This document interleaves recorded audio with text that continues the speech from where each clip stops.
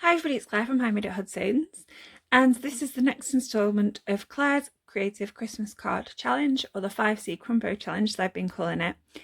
And I have been playing with Snowman Season stamp set still.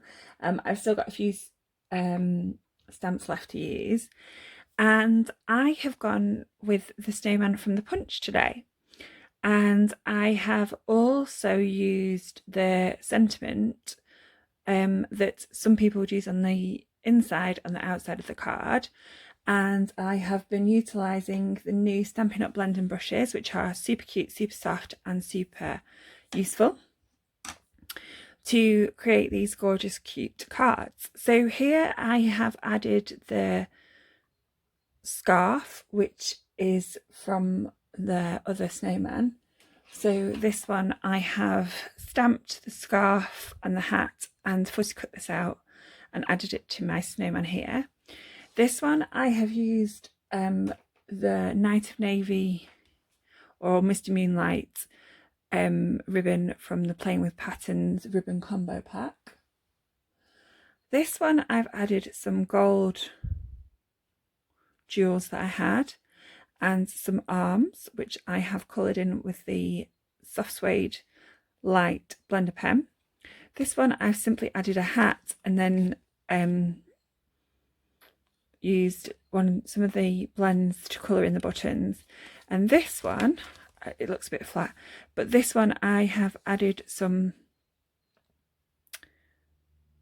holiday rhinestones. So most of them are dimensions, because I put them on dimensionals. This one, because the rhinestones are quite high already, if you can see, I decided not to add dimensions. And on the inside, we've simply got Merry Christmas as well. So let's show you how to make them. So these are super duper easy. And really easy to make multiples. So the first thing you'll need is a card base. So you can either have them tenfold, or you can use what I call a traditional fold, which is along the side. Of course, you could use a fun fold. For example, an easel card, or essentially anything that you have seen on YouTube, you could probably use using this technique. Okay, so it's really simple. Where's my tent? Just checking where it opens. Do you know how many times you've sort of started something and then realise that actually you are creating excellent or gorgeous cards on the wrong side, and then you realise they're upside down and back to front, and for somebody who's left-handed, not right-handed. Okay, I promise to stop babbling now. So the first thing that you need is some Night of Navy ink and your blending brush. So I have a collection of blending brushes, some of which I got on Amazon, some I've got from different places. And I also have some makeup brushes, and these are pretty nice actually. I've only got 3, and I tend to use Night of Navy and Mr. Moonlight a lot. So I have inked this up with Night of Navy. I'm going to bring in some scrap paper because I've got a habit of getting ink everywhere.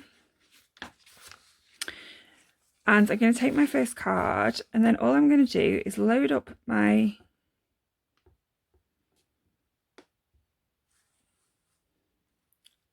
blending brush. Now my advice is to dot your blending brush before you start rubbing, and the reason for that is that there can be a lot of ink on there, and I don't want too much ink. And then I'm going to add my blending brush and just do circular motions gently, and I'm just going to create a patch in the middle of my card. And if you want to make it darker, you can press down, and then we have a sort of snowy patch on my card. Now you can make this darker. If you want a specific shape, you can use one of your dies or one of your punches to create, say, a circle and use that as a mask around. So it doesn't have to be with a stencil material, it can be with paper or anything like that as well, or you could use acetate. So I'm just going to do the same on the second one, And again, I'm going to load up my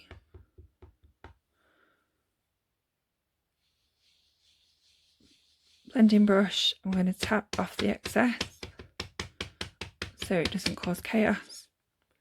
And then I'm going to create a shape. And then if I want it to be darker, I just press down harder.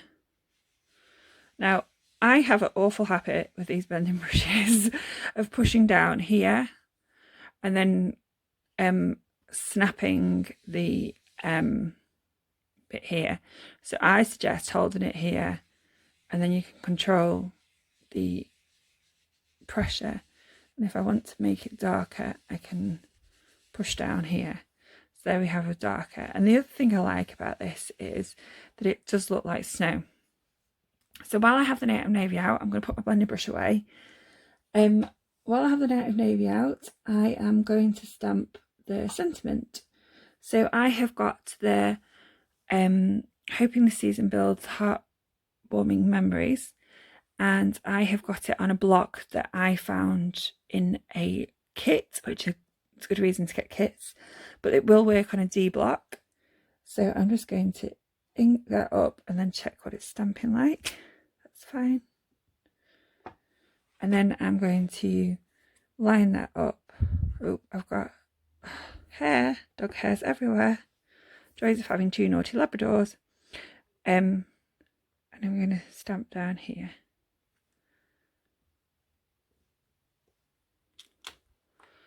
And then I'm going to do the same on this other one.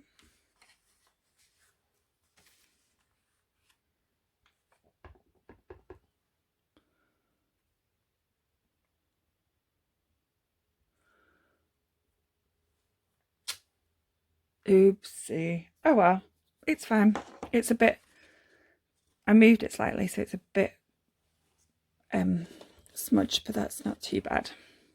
So I've got two pieces of white, which are my internal layers, and these are 13.5 by 9.5. All the dimensions are below, and you can also find them on my website, handmadeathudsons.co.uk. And I'm going to take the Merry Christmas, and I'm going to do something different this time. I'm going to take my ink pad to my stamp, check whether that's working. Yep. Now, the reason you may ask why I'm taking my ink pad to my stamp is that I've got a bit more control. I have dyspraxia, so my coordination and my pressure can be a bit off sometimes. So I'm hoping that this will work, and I'm going to stamp it towards the top. Now, if you've watched any of my other videos, the reason I stamp it towards the top is because generally I tend to write the message underneath the sentiment. And so you just write the name at the top, and then I'd write a message underneath the sentiment. So that's my Merry Christmas. And I was going to do this second one. And this is how you would batch make. You would cut all your card bases, you would cut all your layers, you'd do all your stamping, and then you would put them all together. So every bit goes together. And I whittled out 5 yesterday in about 20 minutes. It would have been quicker, but I couldn't decide how to decorate them. So finished with my stamping pad, finished with my sentiment. So I am going to move those out of the way, and I'm going to clean those in this minute. And I'm going to move this Night of Navy out of the way before I get it everywhere. So I'm going to move these over here to dry, and I am going to bring in my snowman stamp. So I'm going to stamp my snowman in Smoky Slate. Let me just find that and bring that in. And what I have done is I have cut down a piece of 10.5 by 14.5 down the middle. Well, nearly down the middle. I think one's 5 and one's 5.5. And what will happen is that you can stamp the snowman and cut it out using snowman punch. Yes, I have the punch. I love this thing. So cute. And love it. So I'm going to take my Smoky Slate. I'm going to ink up my snowman. and then I am simply going to stamp. And then what we would do is stamp again here. So I'm making 4 and I'll use them on a future card. And then while, I'm going to take this out of the way, while they are drying, I am just going to wait a second. So again, because these are going on top of the card, you can use either the Stampin' Right markers or you can use your blends. I've just got this to hand, so I'm going to use my Stampin' Right marker, and I'm just going to colour the nose in orange. So as I said in my last video, the bonus for using the blends is that you can get them in packs of 2, so you don't have to buy colour families together. So the Stampin' Right markers come in packs of 10 or 5.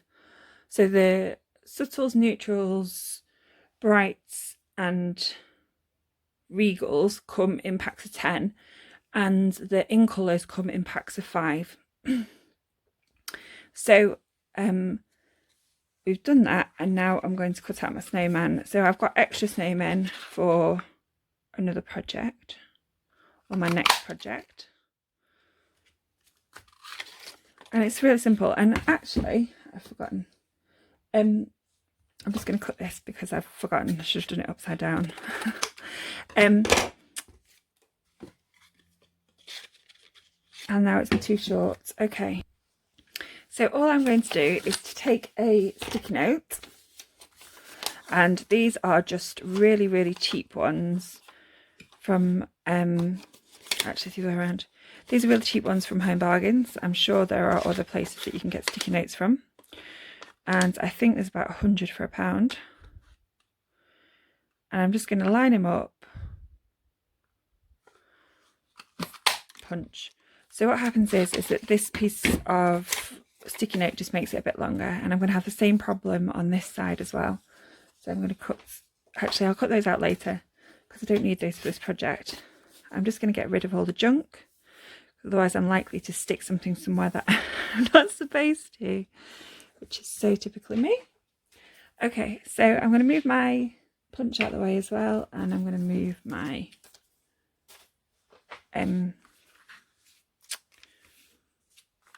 leftovers. So now I have 2 really super cute snowmen. Now, as I said earlier, you can decorate them any way you like to. So today I am going to use, some real red rhinestones, I think. So I was planning to use something, but then I realised it's retired, so I might actually do it on the other one. So real red rhinestones, and I'm just going to pop them on the buttons.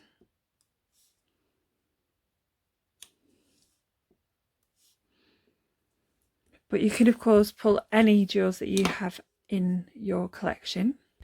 And I'm going to move this out of the way, and then for my second snowman I'm going to use the frosted and clear epoxy drops. So here he has some quite reflective buttons.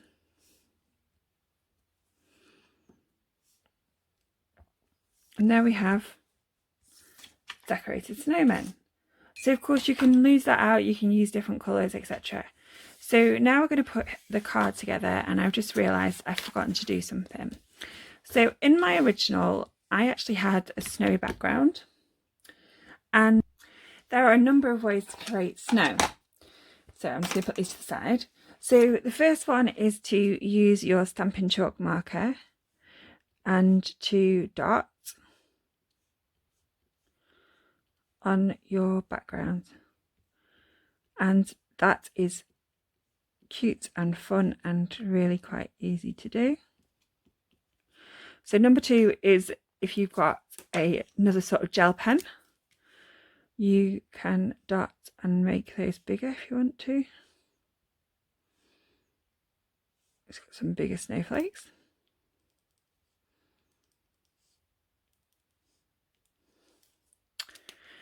You can use your Whisper White ink pad and a blender pen, So this is one of my old ones.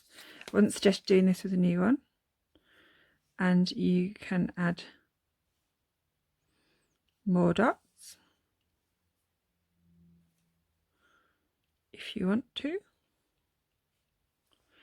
And then the other way is using your white ink pad again. And I've just got the smallest snowflakes from the Snowman season set. And I am just simply going to stamp these on. So I'm going to ink up my snowflakes.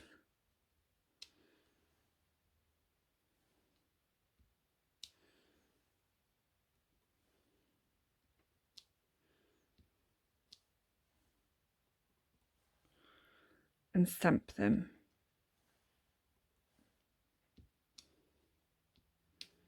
onto my card. And as you can see little bits of snow on my card. So let's move that to the side and I'm going to clean that in a minute. So now we've assembled all the bits, we're just going to assemble the card together. So I'm going to turn these over and I'm going to add dimensionals to these. Now on my last card I did use foam squares rather than dimensionals. However, dimensionals are perfect for this, and you can use the small dimensionals as well if you want to. I'm going to use some on here. So because I don't want it to fall off, and also because I don't want it to be saggy in places, I will use quite a few. And they're not that expensive, and they are highly useful. However, I do find that you end up with lots of dimensionals all over the place, like on the dog, up the stairs. It can be a bit crazy. So I'm going to stick this one on here. You can put it wherever you like. I'm going to stick him down here. And then I'm going to take these off.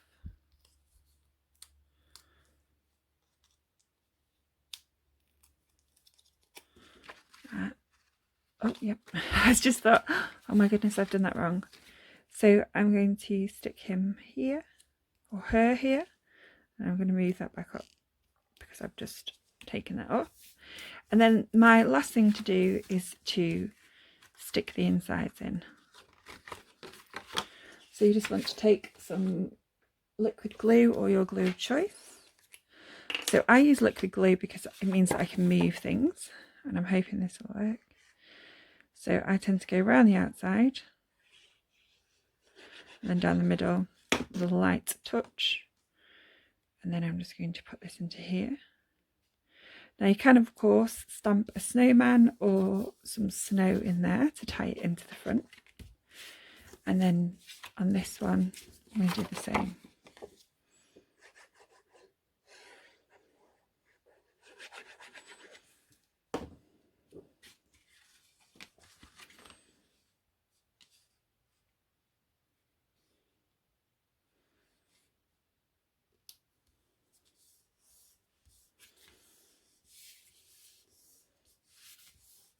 Now I managed to get some glue on the inside of my card. I'm not going to panic.